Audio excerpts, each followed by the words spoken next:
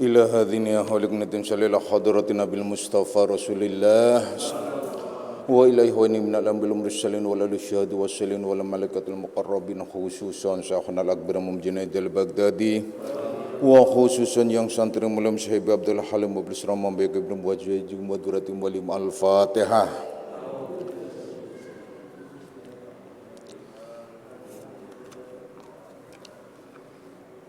Iya kan.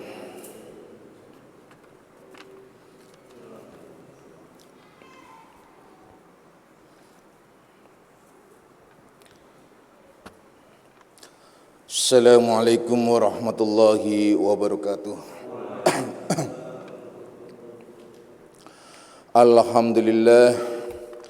Alhamdulillahilladzi karrama bani adama wastafa minhumul ulama wa akhtara aidan minhumuz zuhada wal hukama wal kurama wa faddala minhumul arifina billahi was sifati wal asma wa azaqahum lazzatal mahabbati wa atallahum haqiqatil asya'i minal ardi was sama wassalatu wassalamu ala sayyidina Muhammadin khatamil anbiya alladzi khuliqa min zatihi wa minhu jami'ul asya' wa ala alihi wa ashabis sadatil awliya wa ala tabi'in wa tabi'it tabi'in lahum bi ihsanin ila yaumil jazaa. Subhanaka la ilma lana illa ma 'allamtana innaka antal alimul hakim wa la haula wa la quwwata illa billahil aliyil azim. Amma ba'du. Ma'asyiras salikin, kaum bapak dan kaum ibu jamaah pesantren Akmaliyah, anak-anak rohaniahku semuanya, baik yang hadir secara jasmani maupun nafsani, baik yang hadir melalui atau langsung hadir langsung di majelis hakikat pesantren Akmaliyah, dan juga yang mendengarkan melalui kajian online. Insya Allah mudah-mudahan kita semua pada malam hari ini bersama-sama mendapatkan limpahan rahmah, maghfirah serta hidayahnya, amin ya rabbal alamin. Anak-anakku semuanya, terutama yang ikut online di sana, tidak usah khawatir ya. Energi dan nilainya adalah sama dengan kalian hadir di majelis ini. Dan yang hadir di majelis ini hanya Bani Ibrahim, Bani Hizbul dan Besan ya. Besan di sini hanya ada Besan ya. Dua besan yang di Martapura enggak ikut ya. Ini hanya dua besan ya. Jauh Martapura. Jadi Besan, karena Besan juga dekat di sini, dan selain daripada Bani Hizbul, jadi dengan kata lain ialah tetap masih pada wilayah keluarga ya. Ya keluarga. Malah tadi saya bincang-bincang, mudah-mudahan tidak lama lagi kita bisa sama-sama hadir di majelis hakikat ini, ialah di pesantren Akmaliyah, insyaallah, amin ya rabbal alamin. Anak-anakku semuanya, kita lanjutkan kajian kita di dalam membahas kitab Syarah Hikam Ibnu Athaillah, di mana pada kajian yang lalu telah dibahas tentang Su'aul Basyirah, Ainul Basyirah, dan Haqqul Basyirah. yakni di mana di sini ada 3 tahapan tentang yang disebut Basyiratul Qalbi.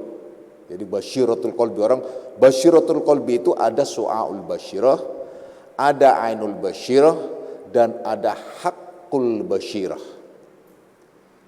Tentu saja sudah dibahas pada kajian yang lalu sebenarnya panjang lebar, tapi Bapak singgung sedikit lagi agar nyambung pada kajian berikutnya. Bahwasanya Su'aul Basyirah itu ialah seperti mata hati yang dapat memperlihatkan kepadamu, yaitu dekatnya Allah kepadamu. Ingat, Su'aul Basyirah itu ialah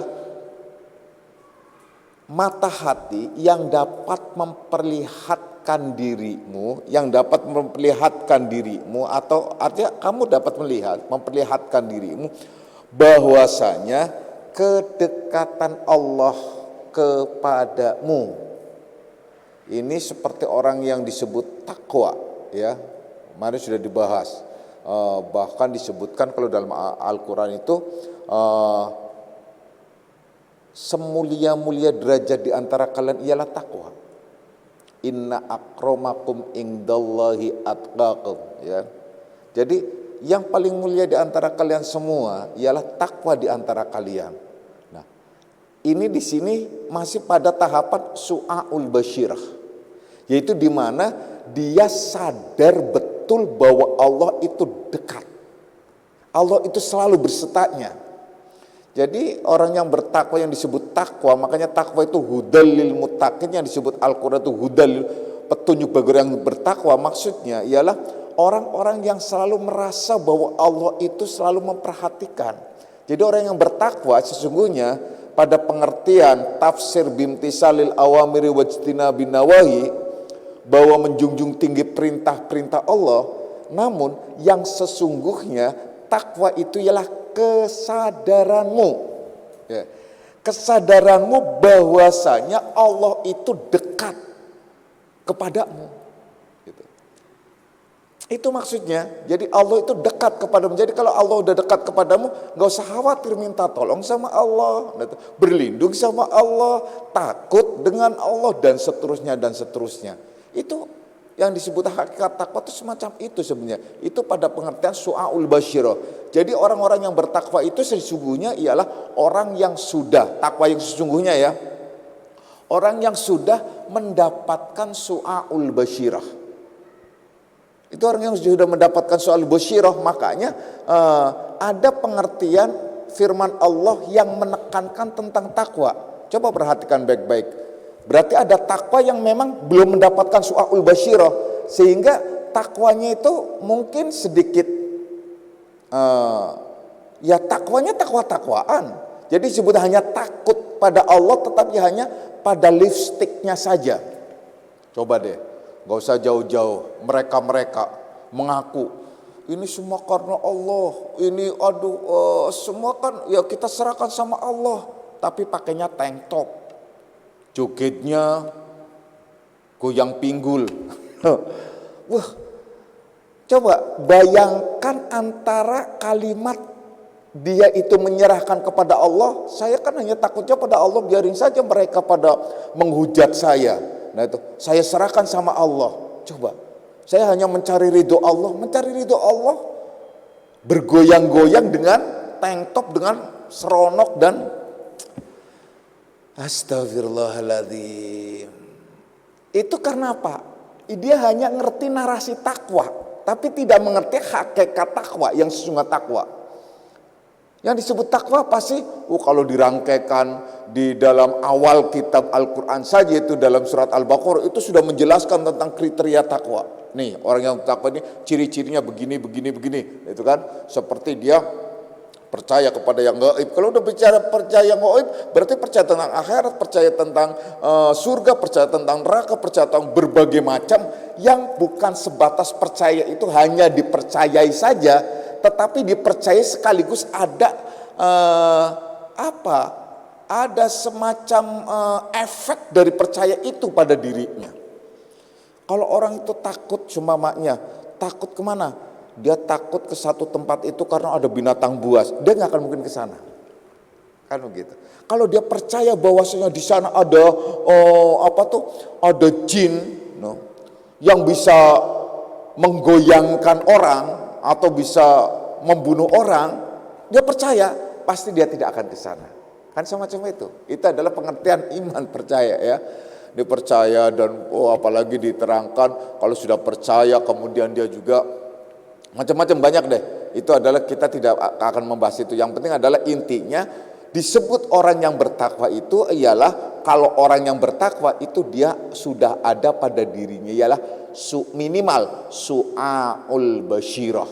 Tuh, soal basyirah, yaitu kesadaran. Nah, kesadaran tahu bahwa dirinya itu adalah tahu bahwa dirinya itu paham betul Allah itu dekat kepadanya. Kalau sudah Allah itu dekat, jaraknya Allah kayak apa ya? Wa nahnu aqrabu ilaihi min hablil warid. Kami lebih dekat kepadanya daripada urat nadi. Ayat lain, wa huwa ma'akum aina ma kuntum. Dia beserta kamu di mana saja kamu berada. Kan begitu. Terus gimana? Nah, ini persoalan lagi ya. Dah, pokoknya judulnya semacam itu. Jadi tergantung, terserah pada kalian semua ya. Itu jadi su'aul basyirah itu begitu, tingkatan basyiratul qalbi pada tingkatan yang pertama. Itu fahami baik-baik ya. Pahami baik-baik di sana. Kita lanjutkan. Selain daripada su'aul basyirah, ada yang disebut kemudian tingkatan yang berikutnya ialah ainul basyirah. Ainul basyirah itu ialah mata hati yang disebut basyiratul qalbi, yaitu mata hati di mana dapat memperlihatkan kepadamu, di mana ia itu basyiratul qalbi dapat memperlihatkan kepadamu, yaitu apa? Memperlihatkan kepadamu ketiadaanmu karena wujudullah, karena keberadaannya Allah. Contohnya apa lagi? Nanti Bapak contohkan. Ini kalau kalian bisa memisahkan su'aul basyirah, anul basyirah, karena enak semuanya. Bapak ulangi lagi. Su'aul basyirah itu ialah dapat memperlihatkan dirimu tentang kedekatannya Allah padamu. Maka contohnya seperti orang-orang yang bertakwa, bahwa ia merasa Allah itu selalu besertanya, Allah itu lebih dekat kepadanya daripada urat nadi. Di mana saja ia berada, ia tahu bahwa Allah itu dekat mengawasi dan mengetahuinya. Itu ya. Dah. Sedangkan ainul basyirah itu ialah mata hati yang disebut basyiratul qalbi yang dapat memperlihatkan kepadamu tentang ketiadaanmu, fananya dirimu karena ada wujud Allah. Karena apa? Wujudullah. Karena keberadaannya Allah. Contohnya apa? Contohnya yang paling sederhana.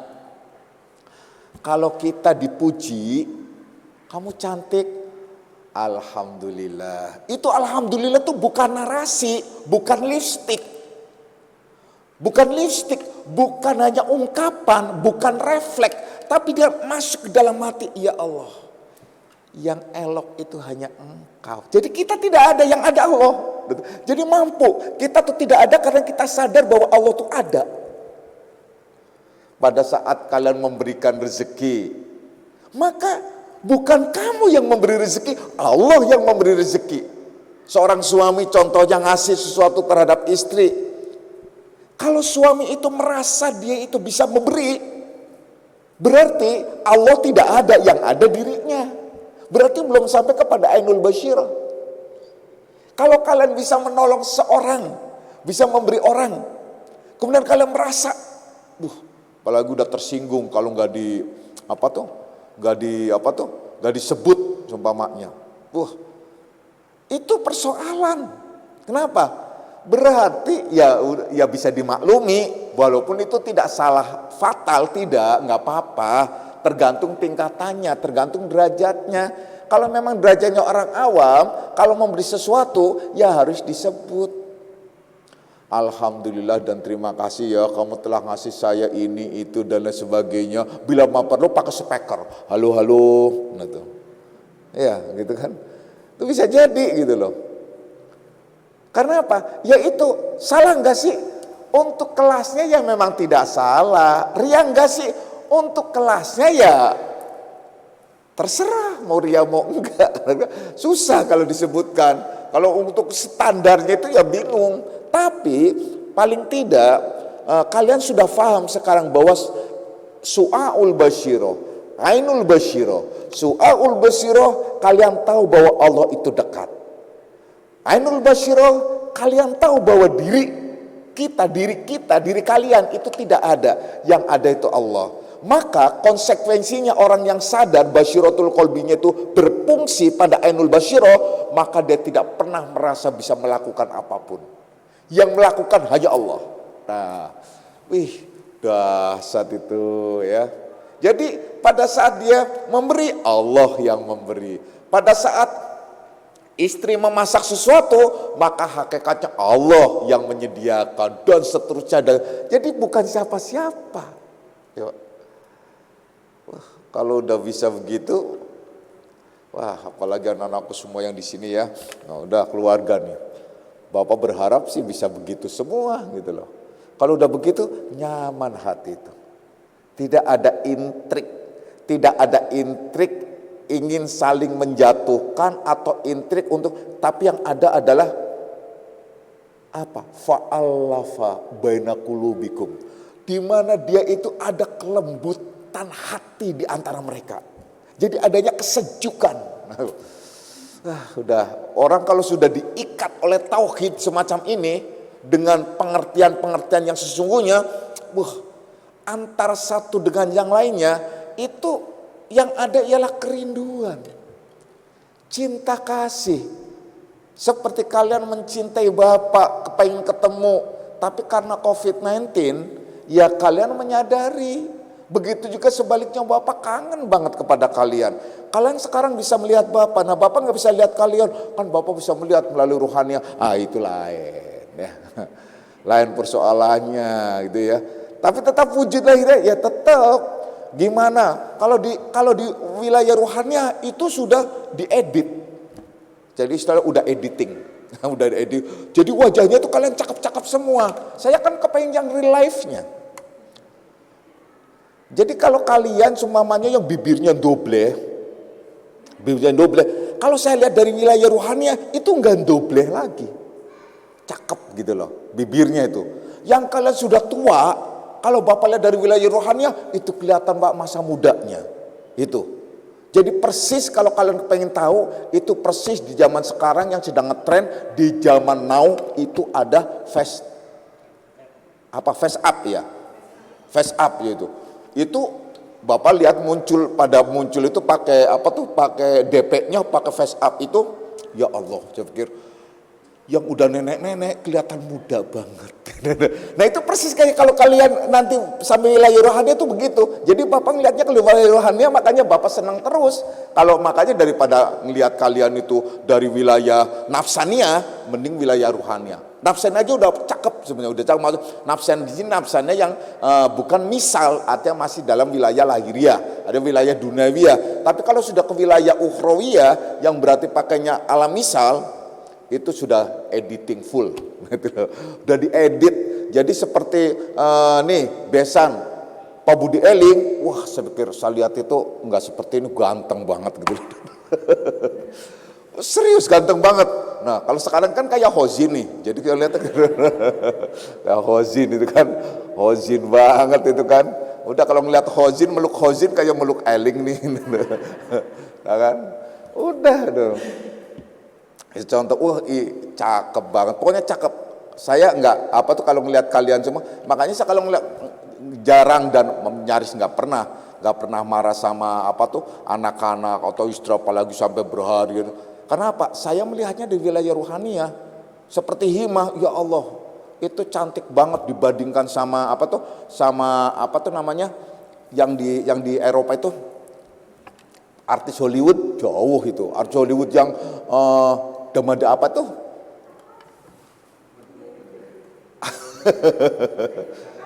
Iya, pokoknya itulah artis Hollywood itu ya, yang seksi, yang gitu-gitu. Cakepan Hima kemana-mana. Dewi apalagi, Sandra Dewi jauh, persis kayak di malah Dewi Rohiba itu yang jauh lebih cantik.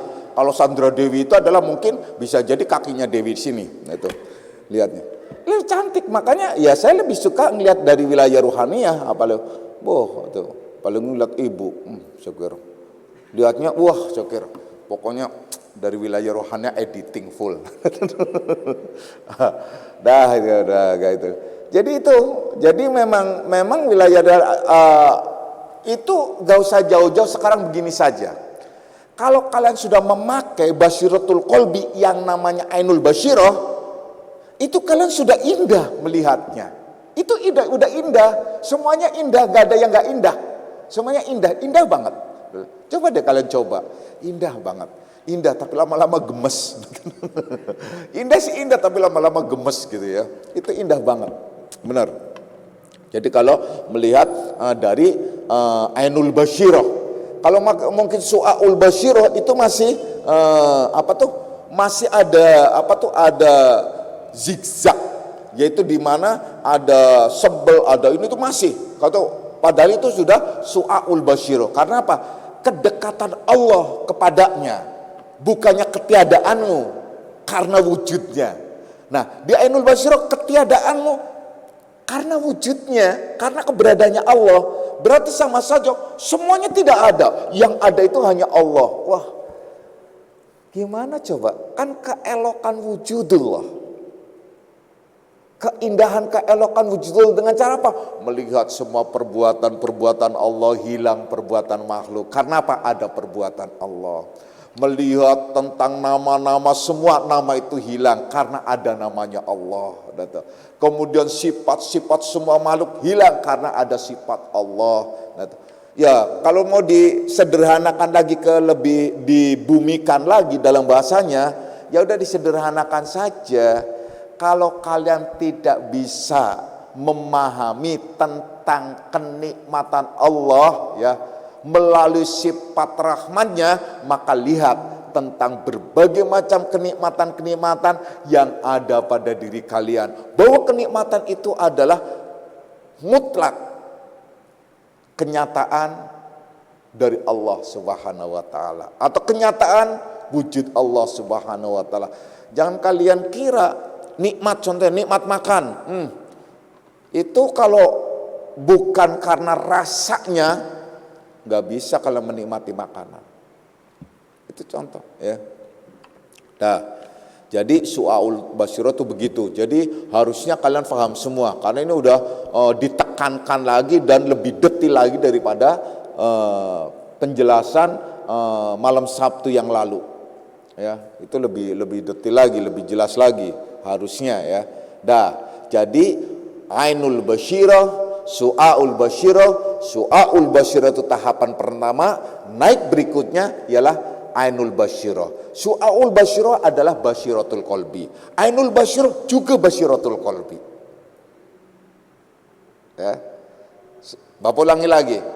Su'aul Basyirah ini disebut Basyiratul Qalbi. Ainul Basyirah ini juga disebut Basyiratul Qalbi. Hanya tingkatan dan fungsi tingkatannya. Tingkatan yang pertama ialah dia melihat bahwa Allah itu dekat kepadanya, dekat pada dirinya. Ainul Basyirah bahwasanya ia tahu dirinya itu lenyap, tidak ada, karena adanya Allah, karena wujudnya Allah dalam segala hal apapun. Nah, itu. Jadi kalau sudah begitu udah dahsyat sekali ya. Kemudian yang terakhir, yang ketiga, ialah disebut Hakul Basyirah. Sedangkan Hakul Basyirah itu ialah hakikat mata hati. Jadi hakikat Basyiratul Qalbi. Intinya, itu kesempurnaannya. Karena apa? Karena dia mata ini, mata yang disebut Hakul Basyirah itu dapat menunjukkan kepadamu bahwasanya hanya Allah yang ada. Nah, hanya Allah yang ada, bukan tidak ada. Nah, bukan ketiadaanmu juga. Dan bukan pula karena wujudmu. Jadi Allah itu ada. Perhatikan, Allah itu ada bukan karena ketiadaanmu dan juga bukan karena wujudmu. Contohnya kan ada orang yang suka begini, Tuhan ada kan karena makhluk. Kalau nggak ada makhluk ya nggak ada Tuhan. Oh, ini kan gila nih. Ini bahasa ini sering nih diucapkan oleh orang-orang yang mabok yang ada. Nah, coba kalau nggak ada makhluk, siapa yang akan menyebut Allah itu Tuhan?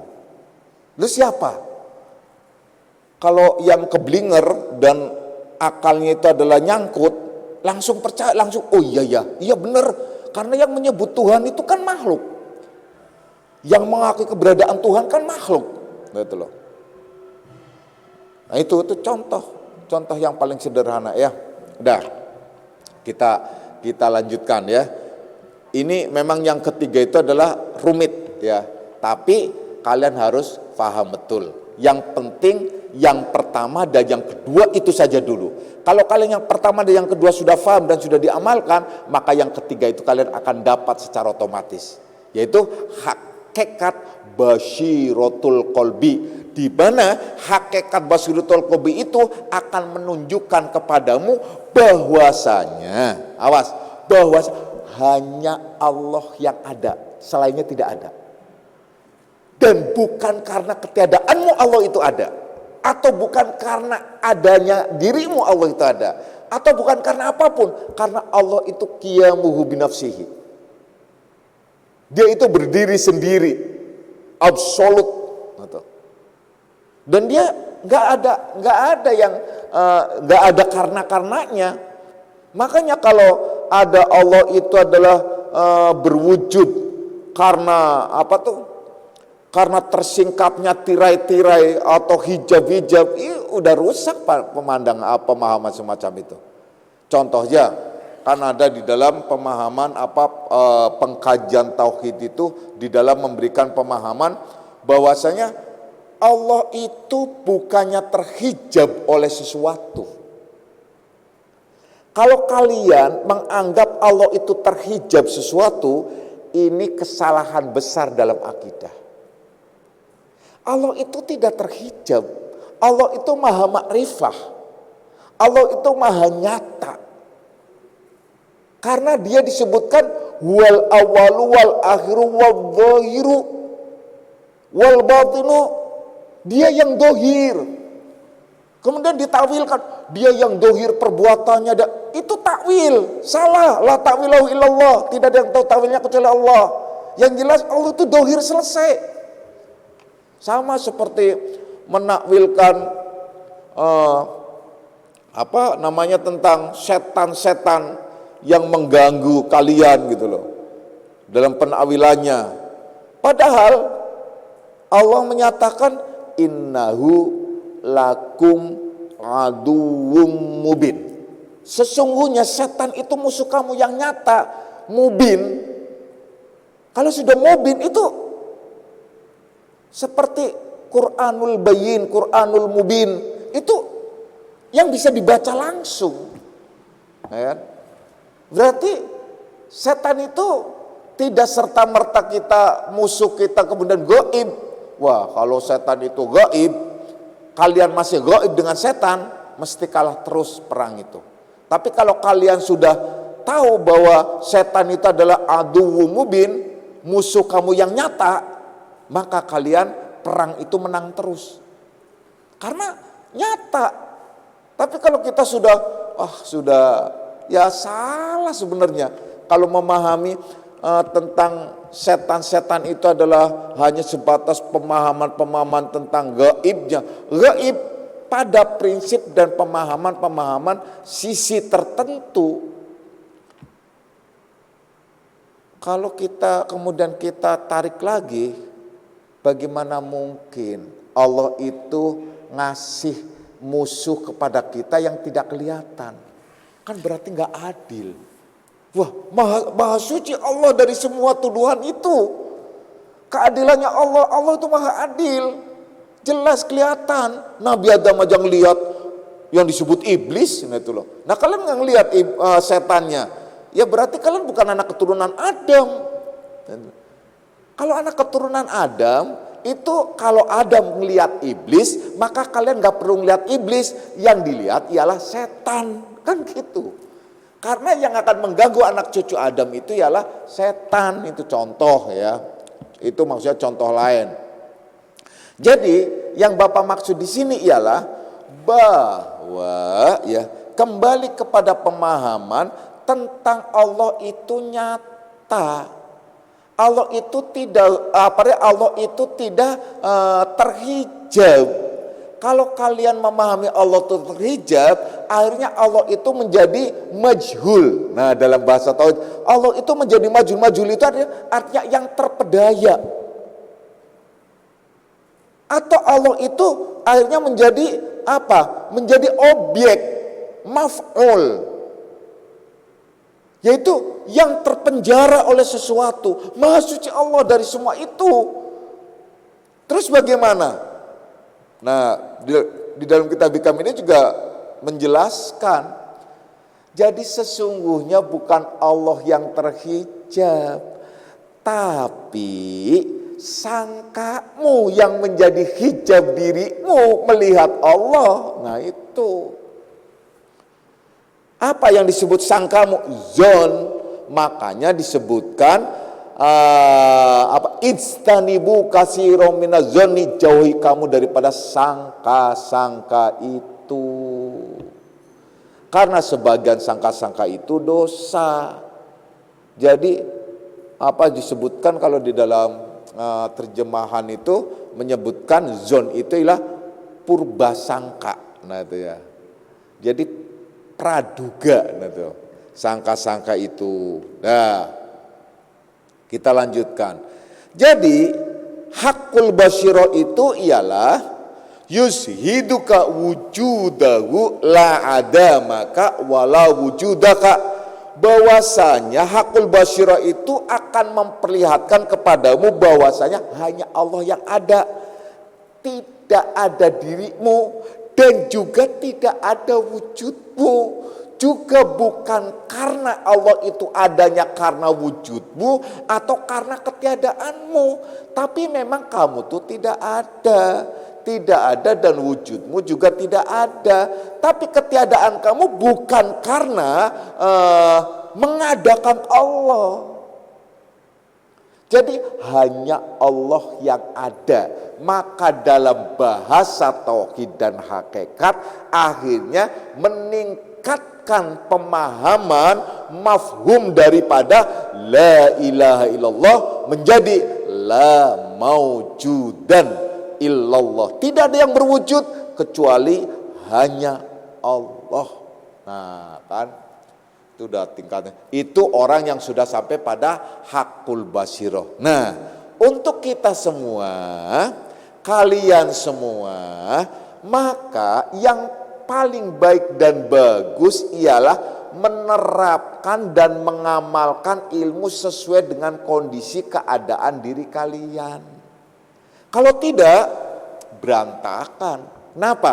Contohnya kalian tiba-tiba mengklaim tentang su'aul basyirah, ainul basyirah, atau hakul basyirah. Bahkan memposisikan diri seolah-olah sudah di su'aul basyirah, seolah-olah sudah di ainul basyirah, seolah-olah sudah di hakul basyirah. Itu salah kaprah.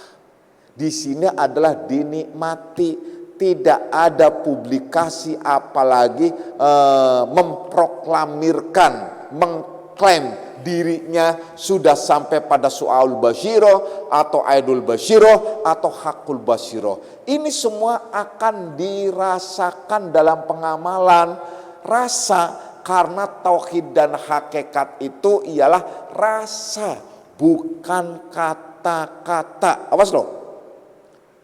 Hakikat itu adalah rasa, bukan kata-kata. Maka apabila ngaji tauhid dan hakikat itu disebut ngaji ning roso. Nah, kata orang Jawa tuh bilang begitu. Ya. Yaitu ngajinya itu ngaji rasa. Jadi prakteknya itu rasa, bukan dalam bentuk banyak pertanyaan, tapi rasa. Kalau sudah mulai rasa, ini bahasa Bapak bisa ekstrim lagi.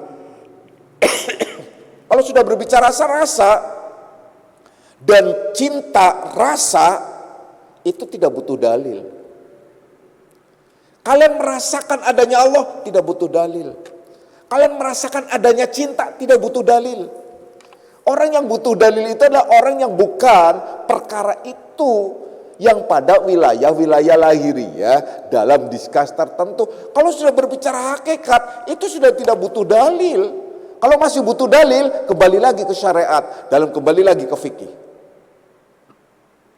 Kalau orang masih butuh dalil, itu butuh dalil, karena tidak akan sampai, tidak akan kena. Seperti mencintai mursyid itu tidak butuh dalil. mencintai Rasul dan keluarganya itu tidak butuh dalil. Sama mencintai mursyid dan keluarga itu tidak butuh dalil. Mencintai Rasul dan keluarganya Ahlul Bait juga tidak butuh dalil. Mencintai sahabat tidak butuh dalil. Yang dibutuhkan ialah cinta dan rasa. Walaupun dalil adalah berantakan banyak kalau mau dicari. Tapi kalau kalian masih butuh dalil, emang ada dalilnya mencintai ini? Wah, udah repot lagi deh. Dah, itu yang menjadi kerepotan di situ ya. Dah. Jadi akhirnya ya Bapak jelaskan tadi su'aul basyirah ialah kalian tahu bahwa Allah itu dekat. Ya, basyiratul qalbi ini kalian tahu bahwa Allah itu dekat. Su'ainul basyirah kalian tahu bahwa diri kalian itu tidak ada karena adanya Allah, karena wujud Allah. Kemudian hakul basyirah itu adalah kalian faham, tahu bahwa hanya Allah yang ada. Dirimu tidak, wujudmu tidak. Nah itulah ya. Dah, jelas ya. Itu intinya itu semacam itu. Dah, kita lanjutkan. Kemudian kanallahu wala syai'a ma'ahu wa wal ana ala ma kana alaih. Nah, jadi telah ada Allah dan tiada suatu di sampingnya dan ia kini bagaimana adanya semula. Tuh pengertian berikutnya. Jadi ini terkait, ini menekankan kalau sudah berbicara hanya Allah yang ada, ini baca kanallohan. Sama dengan kalian baca bismillahirrahmanirrahim wa ma lam yasha lam yakun la haula wala quwata illa billahil aliyil azim. Jadi makana gitu. Kanallahu kan. Gitu.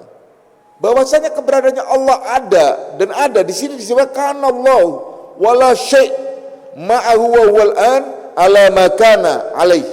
Bahwasanya telah ada Allah, kanallah, telah ada Allah. Wala syai'a ma'ahu dan tidak ada suatu apapun di sampingnya, padanya, sertanya. Jadi Allah telah ada, tidak ada sesuatu yang serta Allah, tidak ada sesuatu yang di sampingnya, tidak ada, pokoknya Allah itu ada dengan sendirinya. Makanya ia bersifat kidam. Nah, bako gitu. Itu pengertian dalam sifat salbiyah, yaitu sifat salbiyah itu kidam, bako, muhalafatul hawadisi, qiyamuhu binafsi, wahdaniyat. Itu segitu. Jadi fahamnya itu harus ada difahami banget-banget.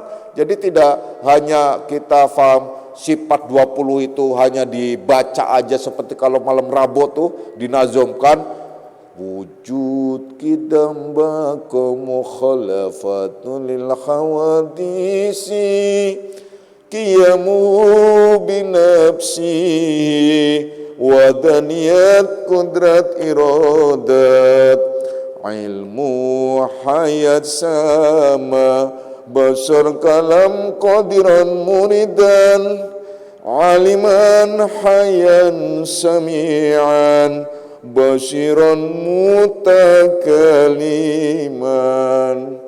Ini tidak sebatas nazom, tidak sebatas ungkapan, tapi difahami, dimengerti, diresapi, dan sekaligus menjadi penghayatan dalam kehidupannya. Sehingga faham betul yang akhirnya memahami pada wilayah kitab yang disebut Bismillah. Nah, kajiannya nanti akhirnya ke sana.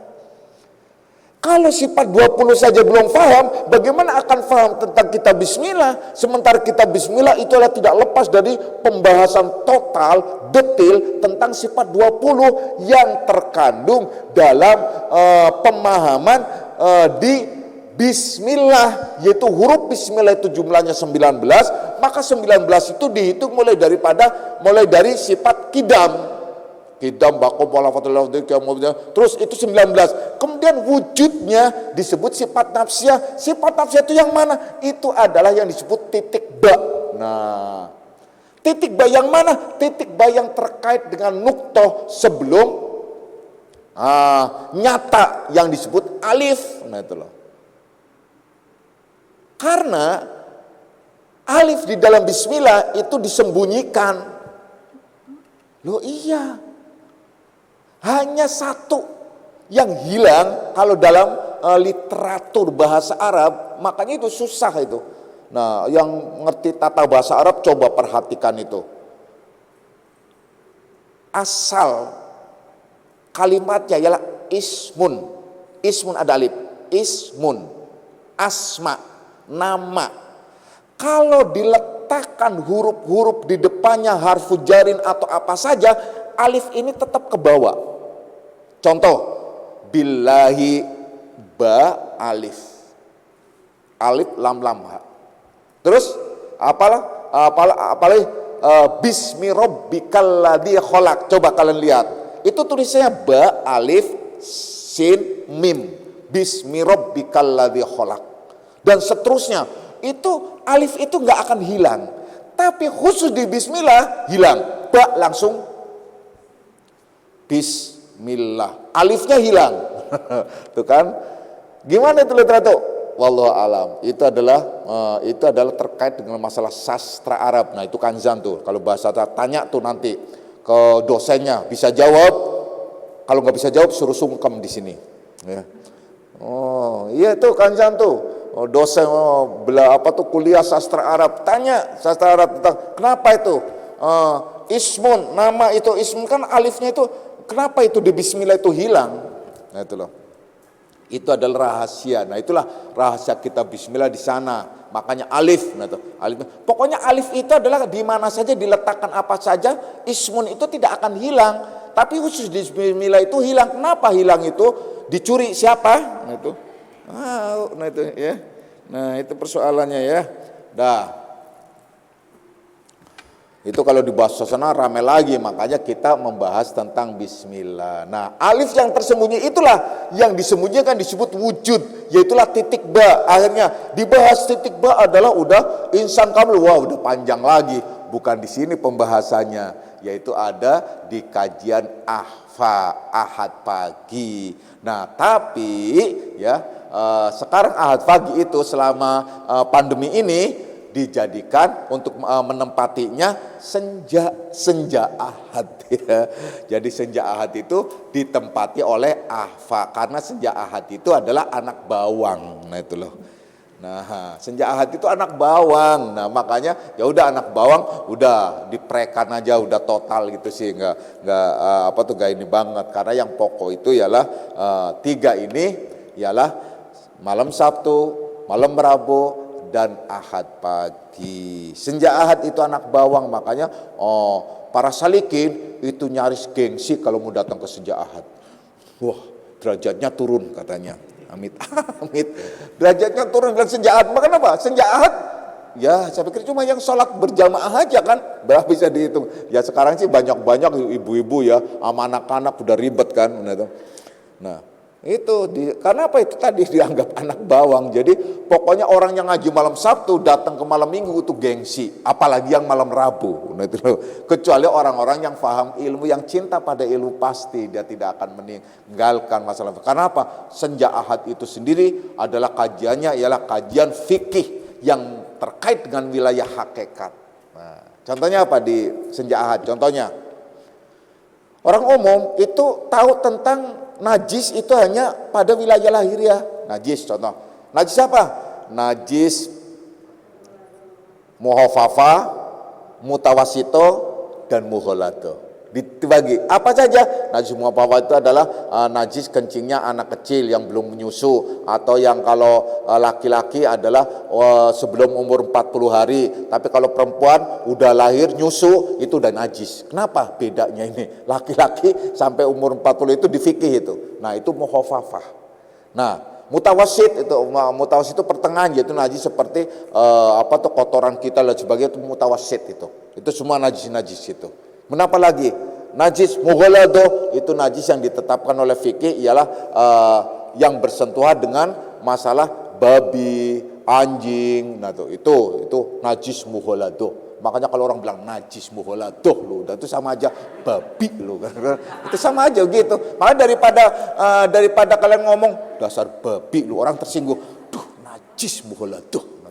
Udah itu orang-orang santri, anak-anak santri lebih mengatakan begitu. Kalau udah najis bola itu tuh ngatainnya bukan hanya babi aja, anjing, babi gitu loh. Wah, kayaknya kan nggak sopan banget, tapi kalau najis bola tuh itu yang di depannya yang dikata juga tersenyum. Amin. Malah amin dia, kan? Oh, anak-anak santri tuh dulu tuh kalau udah masuk najis bola tuh, itu istilah-istilah anak santri tuh. Seru sih najis muhola tuh ya. Itu najis muhola tuh. Jadi najis muhola tuh ya. Nah, kemudian kalau dibahas di Senja Ahad itu tidak sebatas itu, tapi masuk ke wilayah batinia di mana mukhafafah itu ialah dosa-dosa kita yang lupa. Pelupa itu najis mukhafafah itu. Makanya harus istinja terus. Caranya apa? Zikir. Nah, itu mukhafafah lupa. Kita kan suka lupa ini, berarti masih ada najis mukhafafahnya. Nah itu. Ya. Kemudian najis mutawasitnya apa? Yaitu perbuatan dosa-dosa yang kita lakukan sebagai perbuatan dalam wilayah nafsaniyah. Seperti nafsu, amaroh, lawamasa, walat, itu najis mutawasit. Jadi kalau kita mengikuti nafsu-nafsu itu kita masih ada najis mutawasit, najis yang pertengahan. Kemudian najis yang muhla itu apa? Najis muhla itu hanya satu, akidah syirik. Makanya di dalam Al-Quran hanya satu ayat yang menyatakan innamal musyrikuna nijsun. Nah, kalau kalimat lain yang untuk masalah minuman, masalah judi, masalah yang itu sebutannya rijsun, bukan nijsun. Yang kalimat nijsun itu hanya innamal musyrikuna nijsun. Orang-orang yang akidahnya musyrik itu najis. Makanya kafir itu najis loh. Ini orang kafir najis, malah kita peluk-peluk. Nah, apalagi nikah sama orang kafir, jadi nikah sama najis. Udah kan, jadi bukan kalau nikah sama najis kan. Nah itu, coba kan banyak gitu. Nah, pemahaman ini yang di Senja Ahad saja itu sebenarnya untuk umum itu sudah dalam banget, tapi salikin-salika gengsi gitu loh. Masuk ke Senja Ahad gengsi banget. Aneh kan? Aneh, padahal kalau Senja Ahad itu difahami oleh semuanya, aturan masa penuh terus Senja Ahad itu ya. Cuman karena Senja Ahad itu boleh anak-anak kecil ikut, nah itu mungkin mereka pada sebel kali ya. Nah kalau nggak ikut, kasihan ibu-ibu yang bawa anak, yang punya anak kecil, kepengen ngaji, nggak bisa ngaji gitu kan. Ya udah biarin aja ya. Anak-anakku semuanya, kita kembali lagi ya. Kembali lagi bahwasanya kanallahu wala syai'a ma'u wa wal ana ala ma kana alaihi. Jadi pengertian tentang sifat 20 yang terkaitkan dengan masalah bismillah dan sebagainya udah terkait ya, bahwasanya Allah, keberadaan Allah itu adalah ada, bahwa Allah itu telah ada dan tidak beserta sesuatu gitu.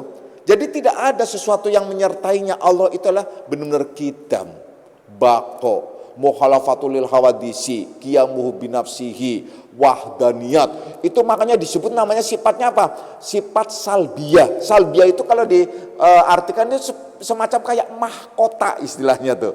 Boleh disebut mahkota, artinya memang itu diletakkan hanya untuk Allah gitu loh.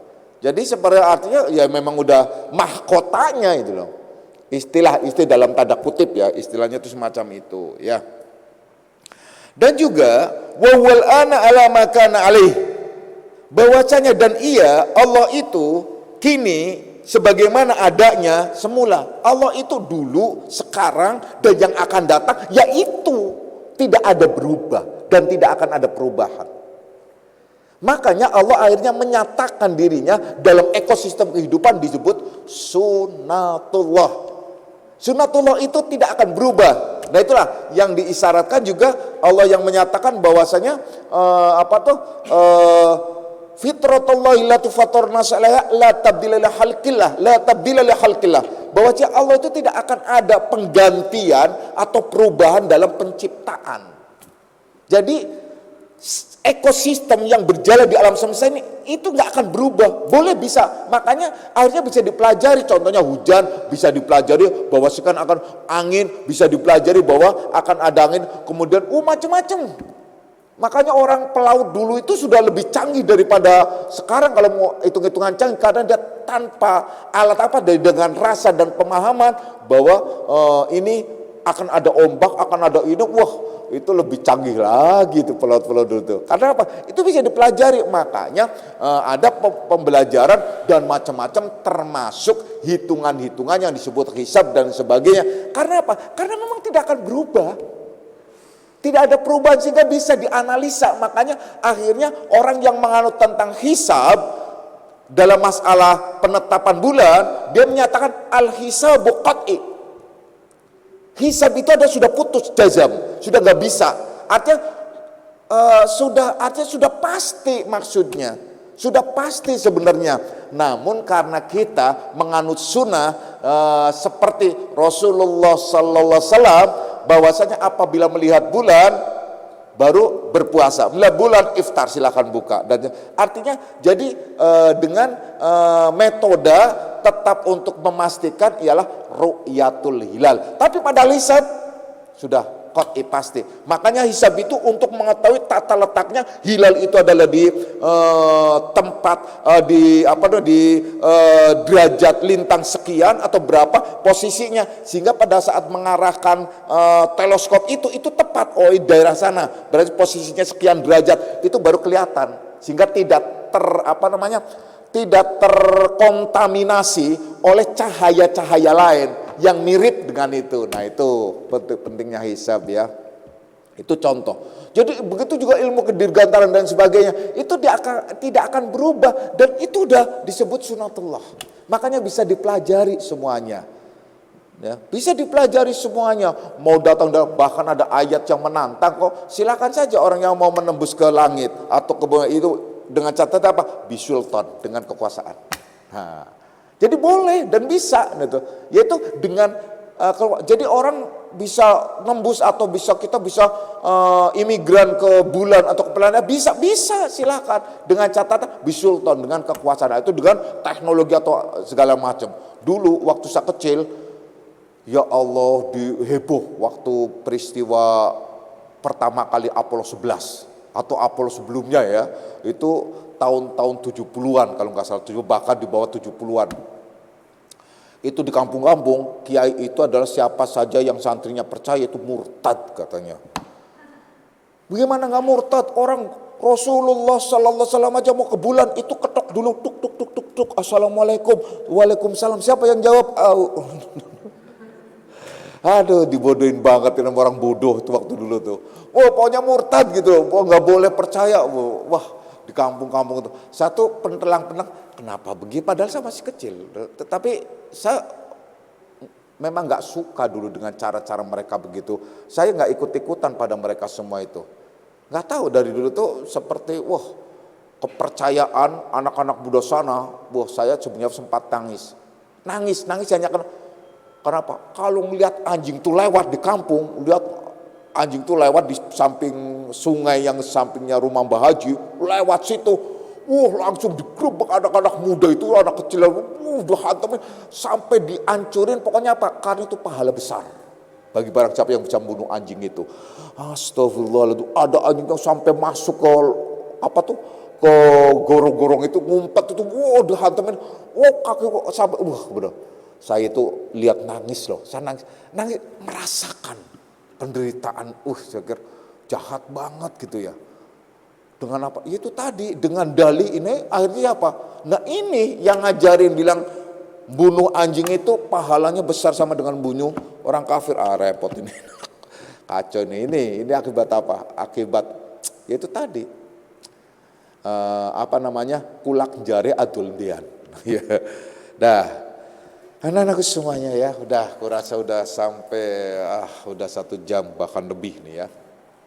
Ya, jadi intinya bahwasanya pada pembahasan terakhir, Allah itu ada, tidak ada yang sertanya atau di sampingnya, dia berdiri sendiri mulai dari dulu, sekarang dan yang akan datang, itulah posisi Allah. Jadi tidak ada perubahan apapun.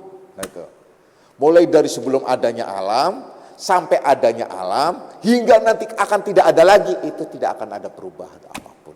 Nah, dinyatakan bahwasanya Allah untuk membuktikan bahwa Allah itu tidak akan pernah berubah, konsisten, ialah Allah menyatakan pada ciptaannya. Maka cipta la tabdila li khalqillah, tidak ada perubahan pada sunatullah itu, pada penciptaan. Makanya apa yang ada di bumi ini dan sekitarnya itu bisa dipelajari, bahkan hujan kapan datang itu bisa dipelajari dan bisa dihitung, sampai angin apa segala macam, sampai ombak dan banjir macam tsunami dan bisa dianalisa, bisa dipelajari ya. Cuman ada rahasia yang supres ya, yang orang itu adalah tidak akan mungkin bisa menganalisa pada saat-saat tertentu. Nah itulah ya. Tapi kalau yang ekosistem bisa disilahkan. Nah itu ya kenyataannya. Oleh karenanya mari kita bersama-sama untuk tetap memahami dengan baik dan benar sesuai dengan makom dan derajat kita. Hum darajatun indallah. Mereka bertingkat-tingkat insya Allah. Jadi jangan, yang paling baik bagi kita ialah kita menempatkan diri kita pada posisi kita yang pas. Itu yang paling bagus. Sadar makom itu paling bagus. Kalau tidak kalian sadar makom, kalian jungkir balik sendiri dan bisa berantakan pasti. Sadar makom kita tuh apa, derajat kita tuh apa, status kita tuh apa, kita tuh macam apa sih. Ya sudahlah, yang penting kita nunut manut, udah jalan saja dulu. Itu yang penting. Jangan kalian adalah tidak sadar makom, itu yang paling bahaya. Orang yang tidak sadar makom itu yang paling bahaya. Kenapa? Pasti tersesat, pasti jungkir balik, pasti berantakan. Itu orang yang tidak sadar makom. Semua ilmu yang Bapak berikan, semua ilmu yang mengalir pada kalian semua, itu ilmu-ilmu yang benar-benar adalah ilmu yang sangat amat istimewa yang harus kalian pahami dan ketahui. Tapi kembali lagi kalian sadar. Kalian boleh tahu tentang jas yang harganya 100 juta. Kalian boleh tahu jas yang harganya 100 ribu. Bisa jadi kan? Kalian boleh, mungkin kalian kaget, saya bikin jas seumpama yang hitam yang buat peranti khotbah kalau Idul Fitri hitam, itu hampir 40 juta loh saya bikin itu loh. Saya bikin hampir 40 juta itu waktu itu. Bagusnya saya nggak beli, dibelikan sama direktur sono tuh. Sama direktur BPJS gitu. Itu kalau saya beli, aduh saya pikir kalau beli sendiri mending beli di itu aja deh. Beli karena jahit itu bahan dan itunya itu sampai coba. Kan kalau buat beli motor dapat 2 ya. Udah begitu nyucinya, cucinya, nah itu repot kalau nyucinya sembarangan kan. Nah itu contoh ya, itu contoh itu Pak. Apalagi yang batik segala macam. Lihat batik harganya berapa, kalian keder. Batik harganya batik aja gitu. Itu 25 juta. Itu bahannya doang. Jahit dan lain sebagainya, jahitnya segar. Udah sampai 30 jutaan. Wah, mending beli motor. Itu banyak. Artinya semacam itu. Tapi kita bisa pakai batik juga yang hampir sama dan nggak usah ribet-ribet. Itu bisa yang harga hanya 500 ribu, bahkan 250, bahkan 100 ribu. Bahkan Dewi kalau belikan untuk orang itu malah yang 75 ribu. Mentang-mentang bukan ke orang 75 ribu. Sarung, kalian tahu nggak sarung yang saya pakai? Saya beli waktu dulu tuh berapa tahun yang lalu, itu masih dolar tuh benar, itu harga 3,5 juta. Nah tuh, itu sarung gitu. Sarung itu putih dan itu 3,5 juta itu dulu. Sekarang itu lebaran kemarin itu adalah udah di atas 6, 7 juta lebih gitu. 7 atau 7,5 pas saat cek lagi 7,5 itu. Itu 7,5. Nah, tapi dipakai sama aja. Sholat itu enggak kemudian malaikatnya, wih cakep ya, gitu. Enggak ada, keren gitu, enggak. Keren ya, enggak. Sama apa? Pakai sarung yang harganya 60 ribu, nah itu loh. Bahkan bisa 35 ribu ada yang sama, malaikat nyatanya sama aja. Yang penting apa? Niat dan ininya, itu aja. Nah, jadi jangan kalian tren-trenan makom itu, sama makomnya wali, makom itu enggak penting. Itu enggak penting. Yang penting itu adalah status kalian tuh menempatkan pada tempatnya. Kalau kalian memang bisanya pakai sarung yang harga 75, jangan maksakan diri pakai sarung Samarinda yang harganya 500 ribu ke atas. Nah, memaksakan diri 500 ribu ke atas, kalian besoknya nggak bisa beli ketupat. Nah udah kan, repot juga.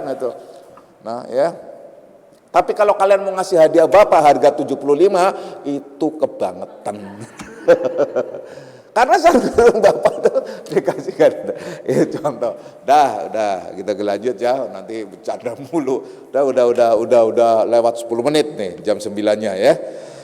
Kita akhiri aja, insya Allah kita akan lanjutkan pada kajian yang akan datang, ialah yang tentang la tata'adda niyatu himmataka ila ghairihi fal karimu la tatakhattahul amalu, yakni jangan melanggar tentang atau jangan melampaui ya, jangan melanggar dan melampaui niat tujuanmu. Nah itu yang tadi yang sudah disinggung sama Bapak, sadar makom, yaitu karena hasrat harapanmu kepada lain-lainnya. Nah itu, maka Tuhan yang Maha Murah itu tidak dapat dilewati oleh sesuatu angan-angan apapun. Jadi kalian jangan berangan-angan untuk menuju kepada Allah, jangan kalian melakukan apapun, intinya ialah sadar makom, dan itu akan dibahas pada kajian yang akan datang. A'udzu billahi minasyaitonir rajim. Bismillahirrahmanirrahim. Raditu billahi rabban alamin wa Muhammadin nabiyya. Raditu billahi rabban alamin wa Muhammadin nabiyya. Raditu billahi rabban wa bil islami dinan wa bi Muhammadin nabiyya.